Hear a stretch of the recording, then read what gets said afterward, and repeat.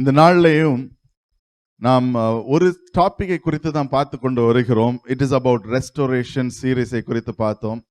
நம்ம தொடங்கினது நெகேமியாவில் தொடங்கினோம். அப்படியாக நெகேமியா பகுதியாக நின்று அதில் இன்னும் ஒரு பகுதியை நாம் முடிக்க வேண்டி இருக்கிறது. This is the closure of நெகேமியா. அது எங்கே முடியுதுன்னு சொன்னால் டெடிகேஷன் ஆஃப் தி சர்ச் என்பதை நாம் அறிந்திருக்கிறோம். இந்த வேளையில் அந்த ரெஸ்டோரேஷன் அந்த சீசன்ல இருக்கிறோம். இந்த சீசன்ல நாம் ரெஸ்டோரேஷனை பற்றி இன்னும் கொஞ்சம் அறிந்து கொள்ள வேண்டும்.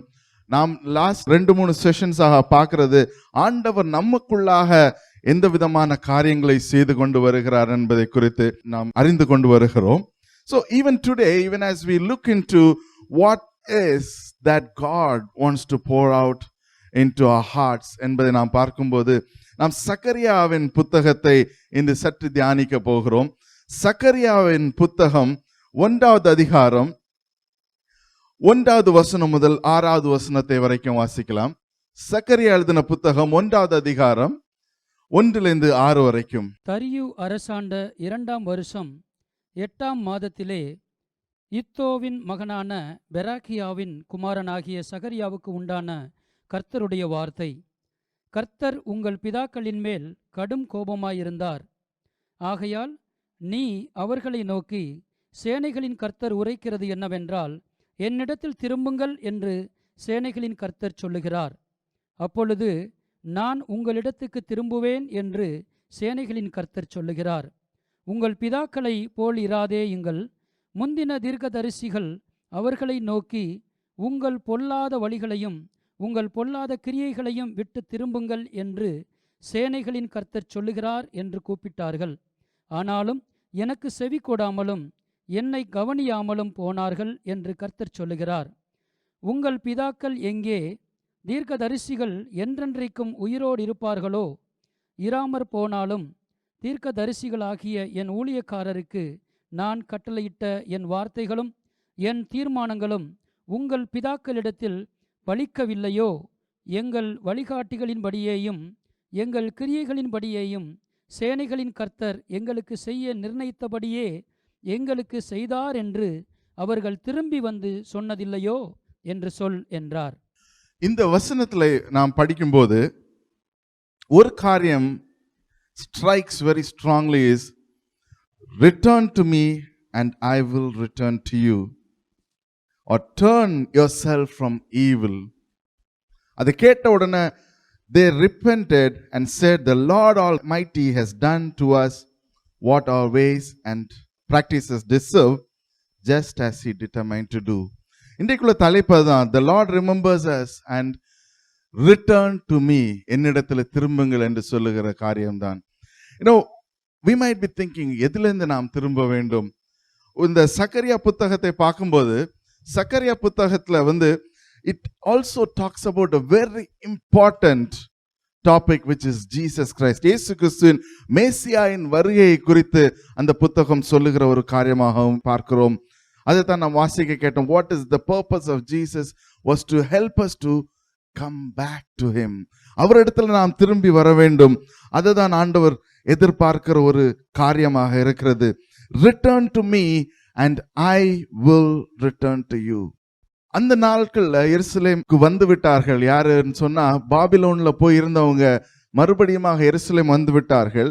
எதற்காக செருபாபேலோடு அவர்கள் வந்தார்னு சொன்னா, அந்த ஆலயத்தை கட்டுவதற்கு.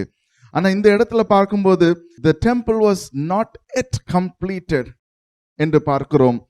ஹாகாய் 1:6 பார்க்கும்போது அந்த கம்ப்ளீஷன் ஏன் நடக்கல அப்படின்னு பார்த்தீங்கன்னா, அவங்களுக்குள்ளாக சில பிரச்சனைகள் வந்ததாக பார்க்கிறோம். Some had manpower issue. manpower பிரச்சனையாக இருக்கிறது. நம்ம இங்க சிங்கப்பூர்ல இப்போ அப்படிதான் இருக்குது. manpower issue, nobody can come in, nobody can go out. There's a manpower issue. அதுபோல there was a manpower issue in Haggai 1:6. இன்னொரு இடத்துல சொல்லப்பட்டு இருக்கிறது, ஹாகாய் 1:10-11 வாசிக்கும் போது சொல்லப்படுகிறது, அவர்களுக்கு ஒரு கிராப் ஃபெயிலியர், ஒரு வறட்சியான ஒரு நாட்களுக்குள்ளாக அவர்கள் போய் கொண்டிருந்தார்கள் என்று அந்த இடத்துல சொல்லப்படுகிறது. And then also எஸ்ரால நம்ம பார்த்தோம், 4வது அதிகாரம் 1-5 வரைக்கும் வாசிக்கும் போது அது சொல்லுகிறது, they had enemies, அவர்களுக்கு எதிரிகள் இருந்தார்கள் என்பதை குறித்தும் பார்க்கிறது. ஸோ இது எல்லா காரணமும் we might have some challenges.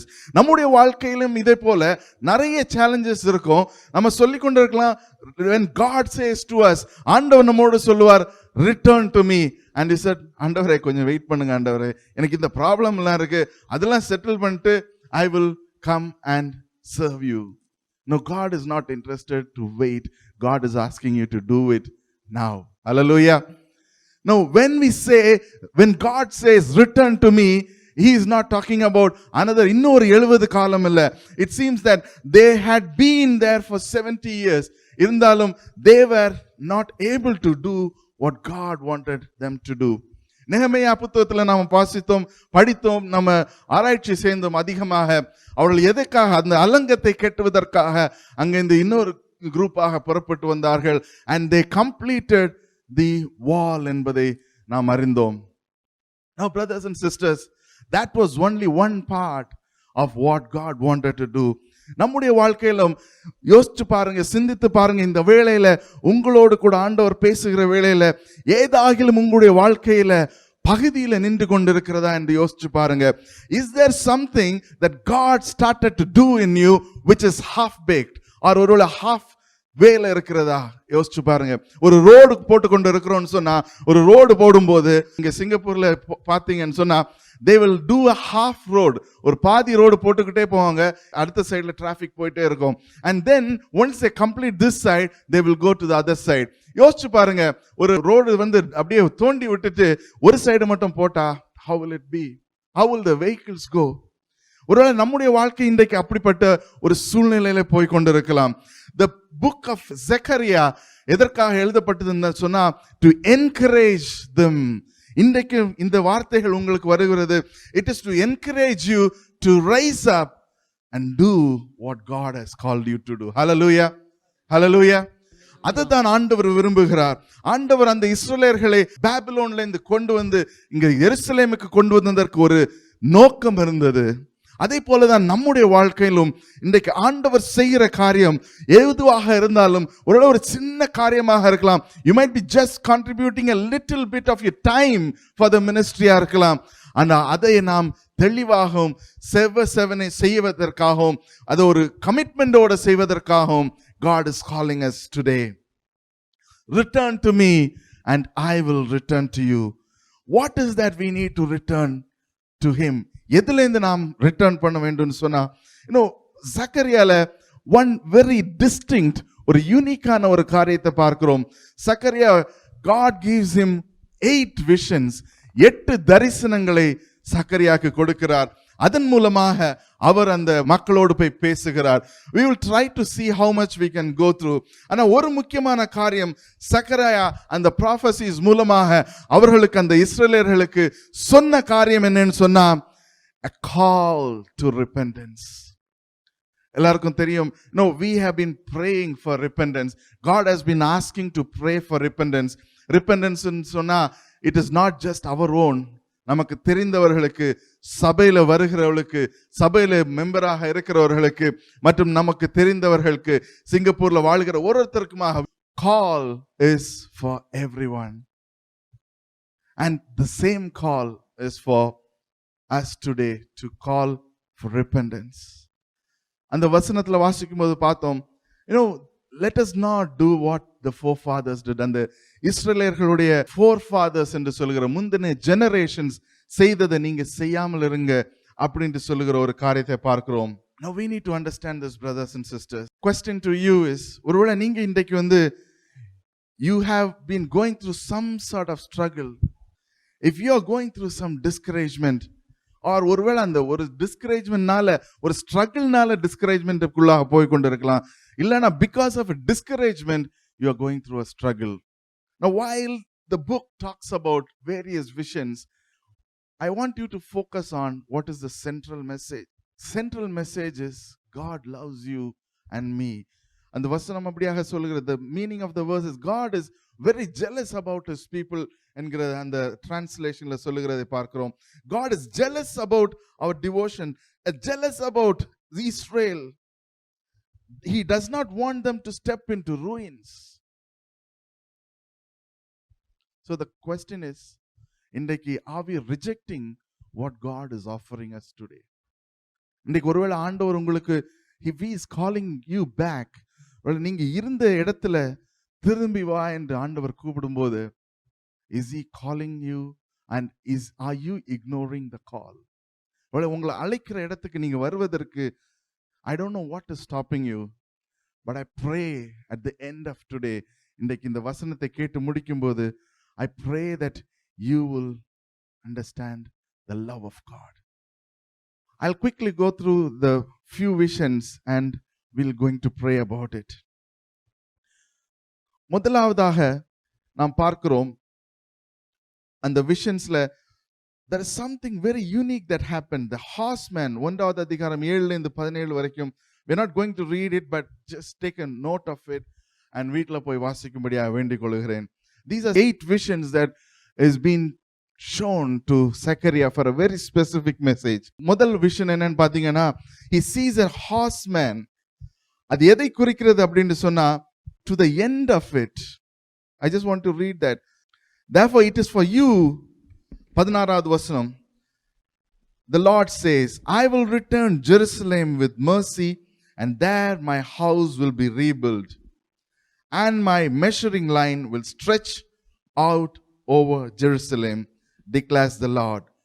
Proclaim further, my towns will again overflow with prosperity, and the Lord will again comfort Zion and choose Israel. 16-17 வசனத்தை தமிழ்ல வாசிக்கலாம். ஆகையால் மன உருக்கத்தோடு எருசலேமின் இடத்தில் திரும்பினேன் என்று கர்த்தர் சொல்லுகிறார். என் ஆலயம் அதிலே கட்டப்படும், எருசலேமின் மேல் அளவு நூல் பிடிக்கப்படும் என்று சேனைகளின் கர்த்தர் சொல்லுகிறார் என்று கூறு என்றார். இன்னும் என் பட்டணங்கள் நன்மையினால் பரம்பி இருக்கும். இன்னும் கர்த்தர் சீயோனை தேற்றரவு பண்ணுவார். இன்னும் எருசலேமை தெரிந்து கொள்வார் என்று சேனைகளின் கர்த்தர் சொல்லுகிறார் என்று பின்னும் கூறு என்றார். Hallelujah. You know the call. Yes, அந்த வசனத்தை வாசிக்கும் போது அதுல it talks about God getting angry. ஆண்டவர் அவர்களோடு கூட he is getting angry with people. He is saying, why are you doing this? எதுக்காக இதை செய்யற? அநேக நேரத்துல sometimes we don't really like our children doing certain things, இல்லையா? உடனே போய் என்ன சொல்லுவோம், எதற்காக இதை பண்ற? We don't do it because we have ஒரு ஹேட்ரட்னால பண்றது இல்ல, ஆனா because of love, ஒரு அன்பு இருக்கிறதுனால நாம செய்யறோம். Similarly, God is jealous about us. God is wanting us to come back, and he says, out of all this, கடைசியில at the end of it, I'm going to pour prosperity. I'm going to make it overflow. My towns will again overflow with prosperity, says the Lord. Will again comfort Zion, and I will choose Jerusalem. Now, this might have been the prophecy that was meant for Israel, but இன்றைக்கு even as we take it into our hearts, நம்முடைய இதயத்துக்குள்ளாக இதை எடுக்கும்போது, this is what we need to understand. When we return to God, when the nation returns to God, இந்த தேசம் ஆண்டவருக்குள்ளாக போகும்போது, God is going to turn things around. Hallelujah. Hallelujah. You know, this is what, when you turn to God, God is going to turn around your life. நீங்க ஆண்டவரை நோக்கி போகும்போது ஆண்டவர் உங்களுடைய வாழ்க்கையை மாற்ற போகிறார். A turn around is going to happen. நம்ம யூ டர்ன் னு சொல்லலாம், ஒரு டர்ன் அரவுண்ட் னு சொல்லலாம். எதுவாக இருந்தாலும் the point here is come back to God. And when you come back to God, he is going to make you overflow. Hallelujah. Now that is what God is interested in. God is interested in make you a person with a overflowing. ஒரு overflow ஆகிற ஒரு dam பாத்தீங்கன்னா, when it overflows, it doesn't know where it goes. It doesn't know where it goes. It spreads across the entire land. ஒரு dam உடைந்தது அப்படின்னு சொல்லியாச்சுன்னா, or if the overflow is just opened, it will start flowing into different places. எல்லா இடத்துக்கும் அது போகும். Similarly, when you become an overflow, நீங்க இந்த தேசத்துக்கு மட்டும் இல்ல, நீங்க உங்களுடைய குடும்பத்துக்கு மட்டும் இல்ல, நீங்க எங்க இருக்கிறீங்களோ அந்த இடத்துக்கு ஆசீர்வாதமாக இருப்பீர்கள். Hallelujah. Hallelujah. You know, that is what God is interested in, brothers and sisters. And that is what God is calling us to.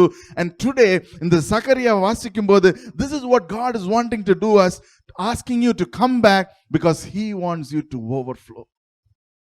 ரெண்டாவது, the second vision. 1வது அதிகாரம் 18 ல இருந்து 21 வரைக்கும்.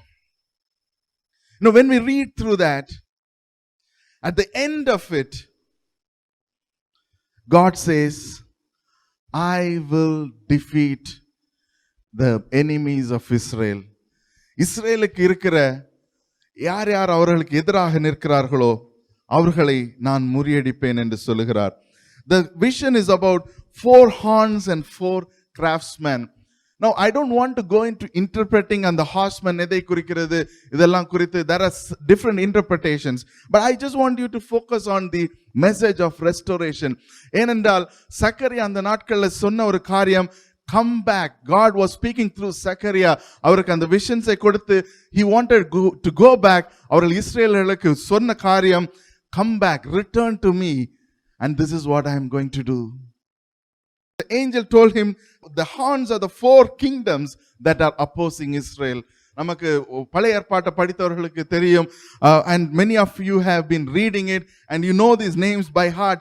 எகிப்து, Babylon, Persia and Assyria. These 4 countries are the surrounding countries, and God says, I will defeat your enemies. I don't know what your enemies are, brothers and sisters. இன்றைக்கு உங்களுக்கு எதிராக இருக்கிற என்ன எனிமீஸ் என்று எனக்கு தெரியாது, but there are definitely enemies that we need to overcome. நமக்கு எதிராக நிற்கிற காரியங்களை நாம் ஓவர்கம் பண்ணியே தான் ஆகணும். There are certain things that God wants us to overcome. And அதுக்கு நாம என்ன செய்யணும்னு சொன்னா, one thing God is asking us, ஒரு காரியம் ஆண்டவர் சொல்லுகிறது, come back, return to me. When you return to me, என்கிட்ட வரும்போது I am going to defeat your enemies. Hallelujah. நாம அந்த எனிமீஸை போய் நம்மளுடைய சக்தியினாலேயோ நம்ம செய்கிறதுனாலேயோ நம்ம டிஃபீட் பண்ண தேவையில்லை. God is going to defeat our enemies. Hallelujah. No, God is going to fight for us. எத்தனையோ முறை நாம இதை கேட்டிருக்கிறோம், God is fighting for us, who can be stand against us என்ற பாடல் கூட இருக்குது. ஆண்டவர் நீங்க எனக்காக யுத்தம் செய்கிற கர்த்தரா இருக்கிறீர் என்று நாம பாடுகிறோம். But let us internalize it. இன்றைக்கு நாம internalize பண்ணுவோம். One condition God puts is simple as this: come to me. என்னிடத்துல வாங்க, come back to me, return to me, and I will fight for you. The first point is return to me and I will make you overflow. ரெண்டாவது point, return to me and I will fight for you. If you have a enemy, you might be struggling. அந்த இடத்துல ஒருவேளை ஒரு சேலஞ்சிங்கான ஒரு சிச்சுவேஷன்ல I do not know what to do என்று ஒருவேளை நீங்க சிந்தித்து கொண்டிருக்கலாம். You know, if you are drowning into a river, ஒருவேளை ஒரு ஆத்துல யாராவது ஒருத்தர் drown பண்ணிட்டு இருக்காங்கன்னு சொன்னா எதை பிடிச்சு தூக்குவாங்கன்னு சொன்னா they pick the hair and pull them out, because that is the only strong grip they have. If you have an enemy, God is going to pull them out of your life. என்ன சூழ்நிலைகள் இருக்குன்னு தெரியாது, but if that enemy is within you, ஒருவேளை உங்களுடைய சிந்தைகளாக இருக்கலாம், உங்களுடைய செயல்களாக இருக்கலாம், ஒருவேளை அதோட போராடி கொண்டிருக்கிற சமயமாக இருக்கலாம், ஒருவேளை அதுக்குள்ளாக இருந்துட்டு ஆண்டவரே இதுல இருந்து எனக்கு விடுதலையே இல்லையா என்று சொல்லிக் கொண்டிருக்கலாம். Maybe you are drowning and you think I am done என்று சொல்லிக் கொண்டிருக்கலாம், but God says I am going to pull you out. God can change things in your life. What he wants is to return to you. மூன்றாவது vision, Zakariya 2வது அதிகாரம் 1-13 வரைக்கும். He sees a man, Zakariya ஆண்டவர் காண்பிக்கிறது, he is holding ஒரு tape மாதிரி ஒரு காரியத்தை பிடித்து கொண்டிருக்கிறார். The man says he is going to measure the city of Jerusalem. And the person says, I am going to measure. This is the promise that God is giving us about the safety of Jerusalem. இன்றைக்கு நமக்கிடத்தில் ஆண்டவர் சொல்லுகிற காரியம், I am going to protect you. I am going to take care of you. The city will be restored into the glory that God wanted to. There is nothing that we have to doubt. எதை பற்றி doubt பண்ண தேவையில்லை, because God is a God who has kept his promises. Hallelujah.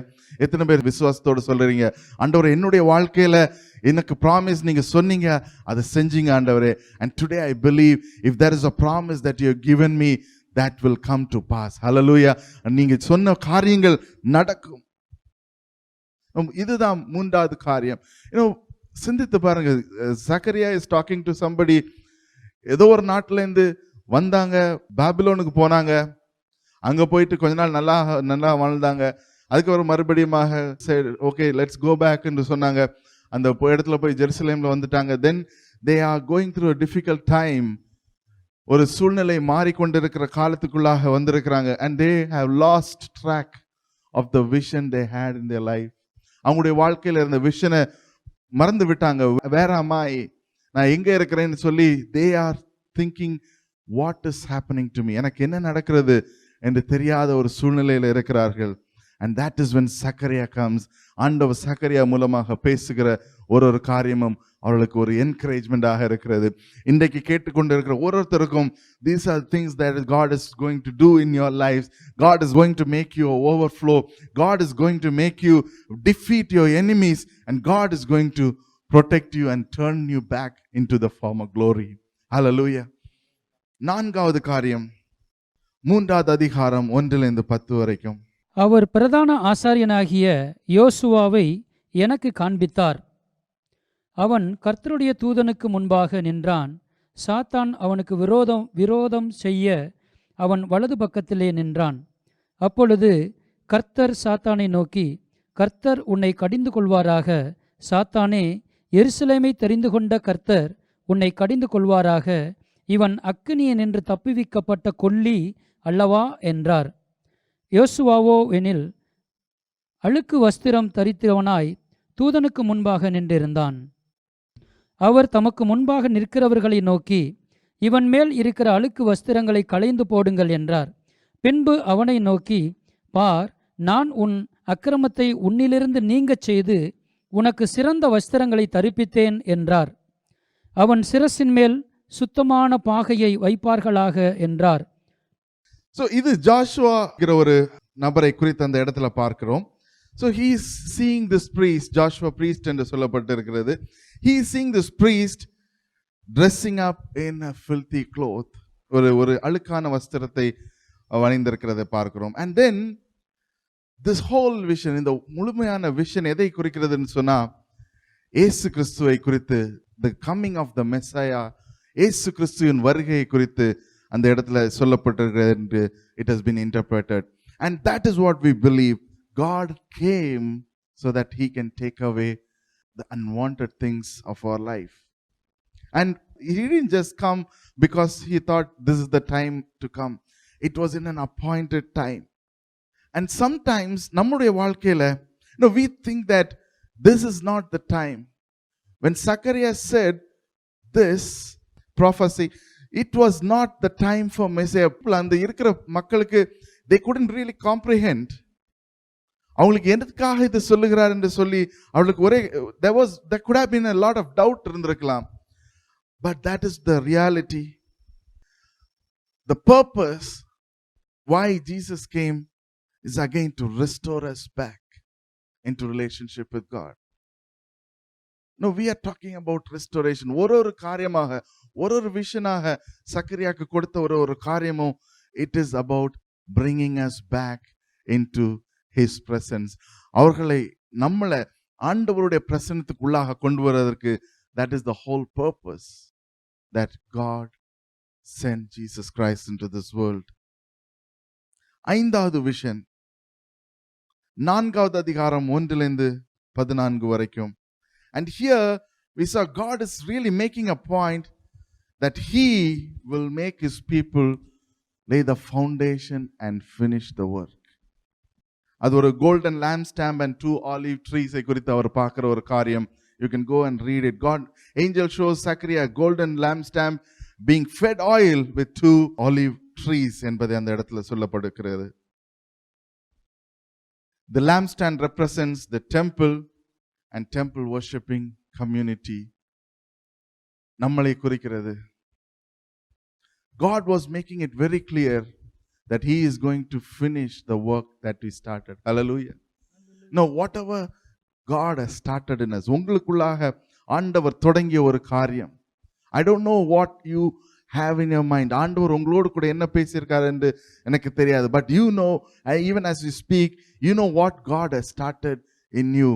ஒருவேளை ஒரு மினிஸ்ட்ரியாக இருக்கலாம், ஒருவேளை ஒரு ஸ்பெசிஃபிக்கான ஒரு பர்பஸுக்காக இருக்கலாம், ஒருவேளை ஒரு காரியத்துல நீங்க அநேக நாளா செய்து கொண்டிருந்த காரியத்தை விட்டிருக்கலாம். And God wants you to start it again. Restart it again. It can be as simple as having a 1 hour prayer, or maybe as simple as reading a few chapters of Bible, as simple as going and visiting somebody. You know, under the kingdom there is nothing which is small. Anything நீங்க எது செய்தாலும், when we do it for the glory of God, when we do it எதற்காக நாம் அதை செய்கிறோம் என்பதை தெரிந்து, if we can bring back people to Christ, there is nothing like that. Hallelujah. The purpose எதற்காக சொன்னா, to bring back people. What is the work that God has put in your heart? உங்களுடைய வாழ்க்கையில, உங்களுடைய ஜேர்னியில, உங்களுடைய spiritual ஜேர்னியில ஆண்டவர் எந்த விதமான காரியத்தை போட்டிருக்கிறார்? Think for yourself, ask for yourself. ஆண்டவரத்துல கேளுங்க, ஆண்டவரே எந்தெந்த காரியத்துல நான் மிஸ் அவுட் ஆகியிருக்கேன் ஆண்டவரே? Is there some place I can make it right? ஒரு நபரை மீட் பண்ணி அவரோட கூட ஒரு காஃபி சாப்பிட்டு, maybe I can encourage him so that he can come back to Christ. அநேக நாட்களுக்கு பிறகாக ஒரு நபரை பார்த்தேன்.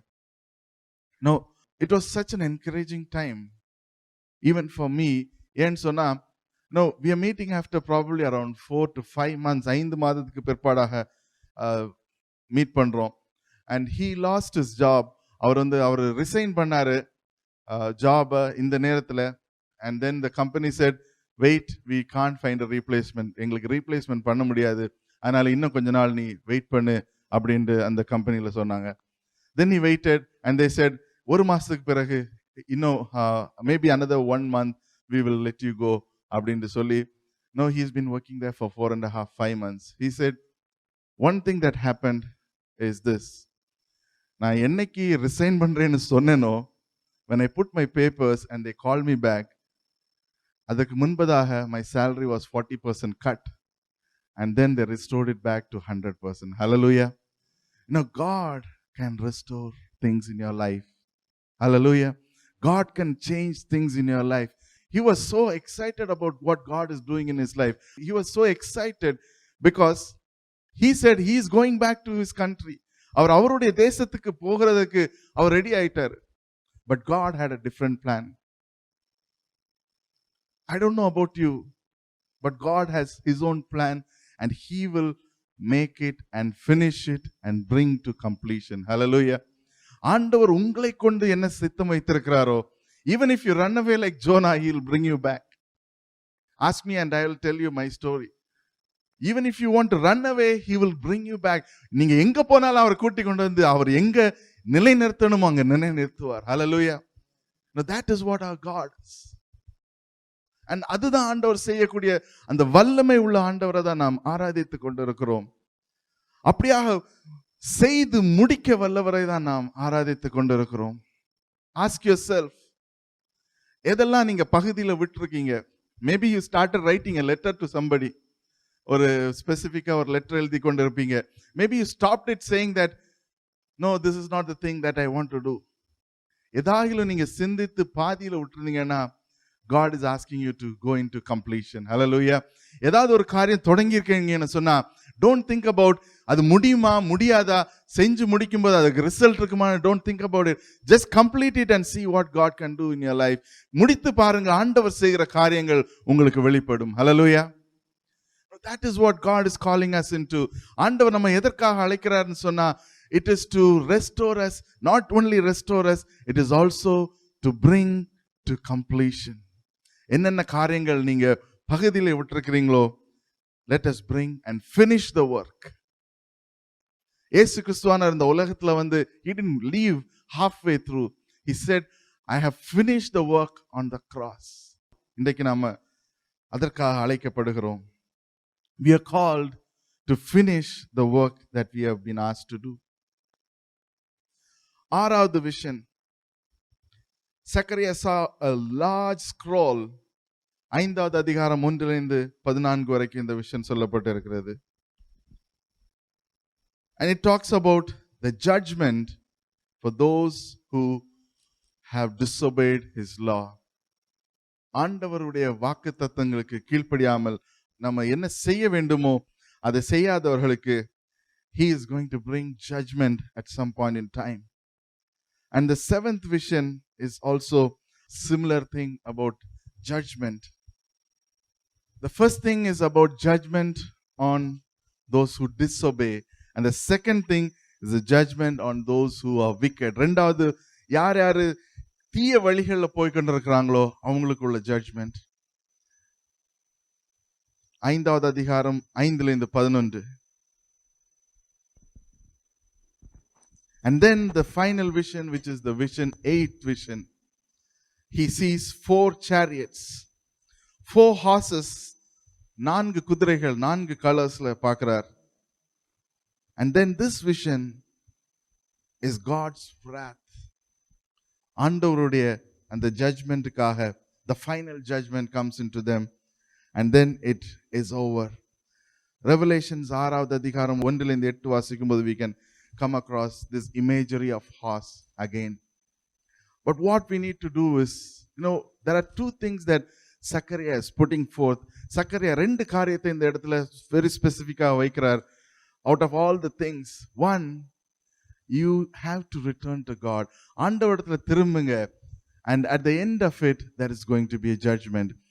ஒருவேளை நீங்க if you do not come back to God, then you are going to be on the other side. அதுதான் அந்த இடத்துல சொல்லுகிறார். And through this he is calling the people. இதன் மூலமாக அவங்கள எங்க அழைக்கிறார்னு சொன்னா to return back to God. இன்றைக்கு நம்முடைய வாழ்க்கையில whether we can stay, நம்ம என்ன செய்கிறோமோ அதே காரியங்களை செய்து கொண்டிருக்கலாம், or we can talk about coming back to God. ஆண்டவரிடத்துல மறுபடியும் வர்றது குறித்து நாம் சிந்திக்கலாம். 8 visions, out of which 6, 7 and 8 talks about the judgment. One about disobedience, ரெண்டாவது it is about the wickedness, and மூன்றாவது the ultimate judgment and the enemies of Israel and the wrath of God and everyone who does not please God. So ask ourselves, ஆண்டவரே நான் எந்த இடத்துல இருக்கிறேன்? Am I willing to come back to you? ஆண்டவரே நான் என்னுடைய இருதயத்தை கடினப்படுத்தி கொண்டிருக்கிறேனா, இல்லைன்னா ஆண்டவரே நீர் எனக்கு என்ன செய்ய வேண்டும் என்று சொன்னீரோ அதை செய்வதற்கு நான் விட்டு தருகிறேனா? ஒரு விஷன்லையும் Zechariah was trying to encourage. Zechariah என்ன செய்தார்னு சொன்னா அவர்கள்ட்ட சொல்லி the purpose is to help them to come back to God. ஆண்டவரிடத்துல மறுபடியுமாக அவர்களுடைய ரிலேஷன்ஷிப்பை எஸ்டாப்ளிஷ் பண்ணுவதற்கு, ஆண்டவர் மூலமாக ஆண்டவரிடத்துல அவர்களுடைய வாழ்க்கையில என்ன மாறி விட்டதோ அதை மறுபடியுமாக திருப்பி கொண்டு வருவதற்கு, to repent from all the disobedient acts in their life, என்னென்ன காரியங்கள் அவர்கள் மனம் திரும்ப வேண்டுமோ அந்த இடத்துல கொண்டு வருவதற்காக. That is what Zechariah was doing. I don't know where you are in your life, but ஒரு காரியம், God is calling us to repent from whatever we are doing. ஆண்டவர் நம்மை அழைக்கிற ஒரே காரியம் to come back into this place. We are going to spend some time to repent from our heart. Zechariah's message is very crystal clear. Come back to God.